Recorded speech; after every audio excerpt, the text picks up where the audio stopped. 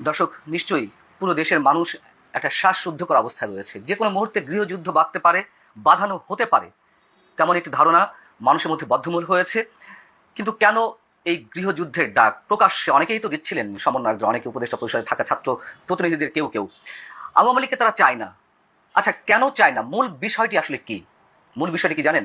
বিষয়টি হচ্ছে, যদি নির্বাচনে আওয়ামী লীগ অংশ নেয়, সেক্ষেত্রে নিঃসন্দেহে 5 আগস্টের পরপরই আওয়ামী লীগের জনপ্রিয়তা যে তলানিতে গিয়ে পৌঁছেছিল, সেই আওয়ামী লীগ আরও বেশি জনপ্রিয় হয়ে উঠেছে এই ছাত্র সমন্বয়কদের বিভিন্ন অপকর্মের কারণে।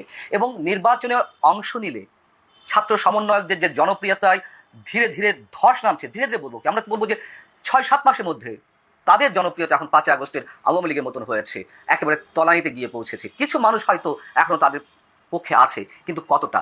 সাম্প্রতিক সময়ে তাদের বিভিন্ন কর্মসূচিতে আমরা তার বিভিন্ন ধরনের উদাহরণ পাচ্ছি। এখন নির্বাচনে আওয়ামী লীগ গেলে কি হবে? নির্বাচনে গেলে এটাই হবে যে বিএনপি হয়তো তার জনপ্রিয়তার জায়গা থেকে সরকার গঠন করতেই পারে, দ্বিতীয় পর্যায়ে হয়তো আওয়ামী লীগ আসবে, তৃতীয় চতুর্থ পর্যায়ে জামাত কিংবা এই ছাত্র সমন্বয়কদের যে দল এনসিপি, জাতীয় নাগরিক পার্টি, হয়তো সেখানে যেতে পারে। অনেকে বলেন যে জাতীয় নাগরিক পার্টি নির্বাচনে অংশ নিলে এর 2জন প্রার্থীও সিট মানে জয়লাভ করতে পারবে না, নির্বাচনে 2টো সিটও তারা অর্জন করতে পারবে না। বাস্তবতা তাই বলে। আর এ কারণেই আওয়ামী লীগকে যে কোনোভাবে, যে কোনো মূল্যে নির্বাচনে বাইরে রাখতে তারা জিহাদ ঘোষণা করেছে, গৃহযুদ্ধের ডাক দিচ্ছে। আচ্ছা, ধরে নিলাম যে যুক্তরাষ্ট্র আওয়ামী লীগের পক্ষ নিচ্ছে না, ভারত আওয়ামী লীগের পক্ষ নিচ্ছে না, তুলসী গ্যাবার্ড আওয়ামী লীগকে বাঁচানোর জন্য কোনো প্রকার চেষ্টা করছে না, তারপরেও কি আওয়ামী লীগকে নিষিদ্ধ করা সম্ভব? কোনোভাবেই সম্ভব।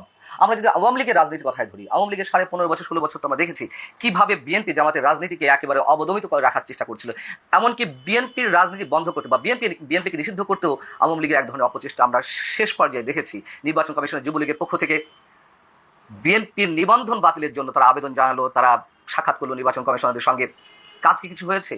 15.5 বছর 16 বছর যেভাবে স্টিম ডলার উপর দিয়ে বিএনপি চলেছে, সেই বিএনপি তো এখন দেশের সবচেয়ে জনপ্রিয় দল। আমি বলতে চাচ্ছি এটি, বিএনপি আওয়ামী লীগের শেকড় সমাজের, রাষ্ট্রের, দেশের শেকড়ে এমনভাবে গ্রথিত যে নিষিদ্ধ করলেও এই দলগুলোকে নিষিদ্ধ করা সম্ভব না, মানুষের মাঝ থেকে মুছে ফেলা সম্ভব না।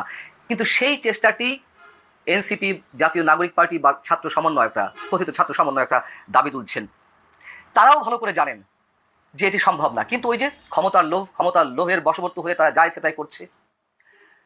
তাদের আস্থার জায়গাটি কোথায় দেখুন। তারা যেমন 7 জানুয়ারি নির্বাচনের আগে বা বিএনপি, জামাত সবাই যুক্তরাষ্ট্রের দিকে তাকিয়েছিল, পিটার হাসের দিকে তাকিয়েছিল, যে পিটার হাস কি বলে, প্রতি মুহূর্তে তার মুখের দিকে তাকিয়ে থাকতো তারা, যে যুক্তরাষ্ট্র কি করতে যাচ্ছে। এমনকি 5 আগস্টের আগে শেখ হাসিনা বিরোধী আন্দোলনে এই সাবেক ছাত্র সমন্বয়করা যে যুক্তরাষ্ট্রের সঙ্গে যোগাযোগ করেছে, তা তো আসিফ মাহমুদের কথাতেই স্পষ্ট হয়ে উঠেছে যে তারা নিয়মিত ইউএস এম্বাসির সঙ্গে যোগাযোগ রাখতো। তো এখন আমি যখন কথা ধরে নিলাম যে যুক্তরাষ্ট্র যদি আওয়ামী লীগের জন্য কিছু না করার চেষ্টাও করে, ভারত যদি না করে, তাও কি আওয়ামী লীগের রাজনীতি নিষিদ্ধ করা সম্ভব?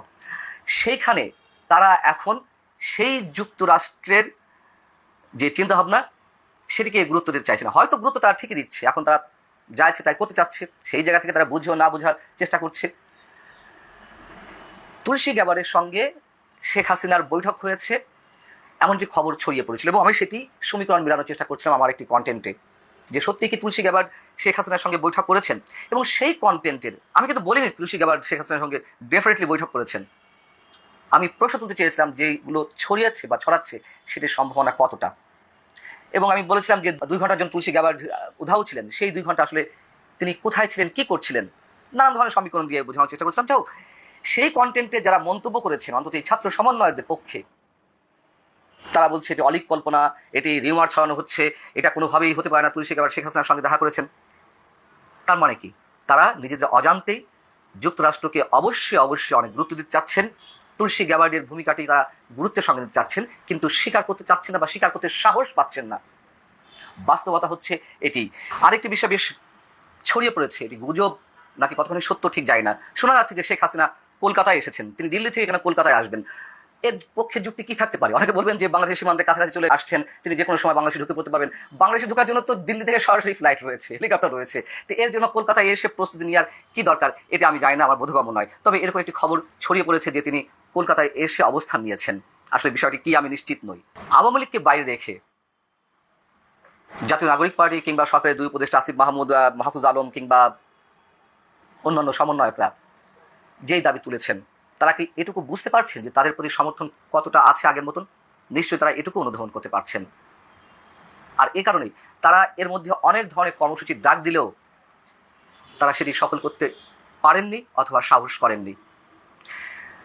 যুদ্ধাপরাধ প্রসঙ্গে নাহিদ ইসলামের যে বক্তব্য, যদি সেটিকে সামনে এনে প্রশ্ন করি, আওয়ামী লীগের বিরুদ্ধে গণহত্যার অভিযোগ, আওয়ামী লীগ গুম করেছে, খুন করেছে, আমরা নিজেরও চাই যারা এর সঙ্গে জড়িত তাদের প্রত্যেকের বিচার হোক, কিন্তু দল হিসেবে নয়। আওয়ামী লীগকে নিশ্চিহ্ন করে দিতে হবে। নিশ্চয় কোনো সুস্থ মস্তিষ্ক সম্পন্ন মানুষ, রাজনীতি সচেতন মানুষ এটিকে সাপোর্ট করতে পারে না।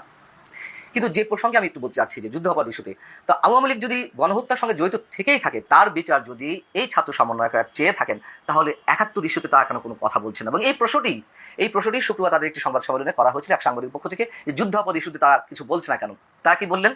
জাতীয় নাগরিক কমিটির যিনি আহ্বায়ক নাহিদ ইসলাম, তিনি বলছেন যে এটা আমাদের পূর্বপুরুষদের ব্যর্থতা।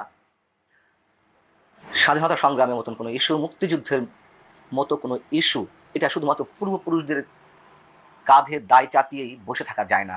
এটি আমাদের নিরন্তর চেতনার বিষয়। যতদিন বাংলাদেশ থাকবে ততদিন ২৪-এর চেতনা নয়, ৭১-এর চেতনা থাকবে।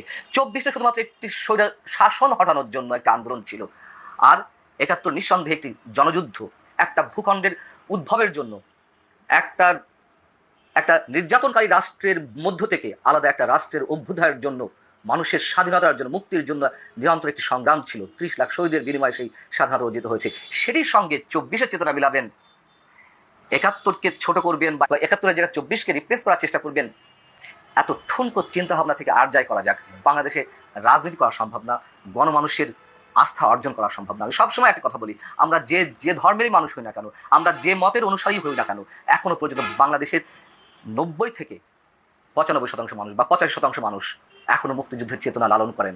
মুক্তিযুদ্ধের চেতনার ইস্যুতে তারা ছাড় দিতে রাজি নয়। আওয়ামী লীগ মুক্তিযুদ্ধের চেতনাকে নিয়ে ব্যবসা করুক আর না করুক, সেটা আওয়ামী লীগের বিষয়, কিন্তু এইখানে দেশের প্রায় ৯০% মানুষ অবশ্যই আপোষহীন। এবং সেই জায়গা থেকে বলছি, যখন নাহিদ ইসলামের মতন সোকল তরুণ রাজনীতিবিদরা তারা বলেন যে এটা পূর্বপুরুষের দায়, আমরা আমাদেরটা দেখব, এটি হচ্ছে উদুর পিণ্ডে বুদুর ঘরে চাপানোর মতন একটি অপচেষ্টা। অতএব তারা নিজেরাই জানে না যে তাদের আদর্শ কী, তারা কোন আদর্শের উপর ভিত্তি করে রাজনীতি করতে চায়, বাংলাদেশের মানুষের কাছে নতুন রাজনৈতিক বন্দোবস্তের কথা পৌঁছে দিতে চায়। আর নতুন রাজনৈতিক বন্দোবস্ত তারা কি করছে, সে তো এরই মধ্যে প্রমাণিত হয়েছে।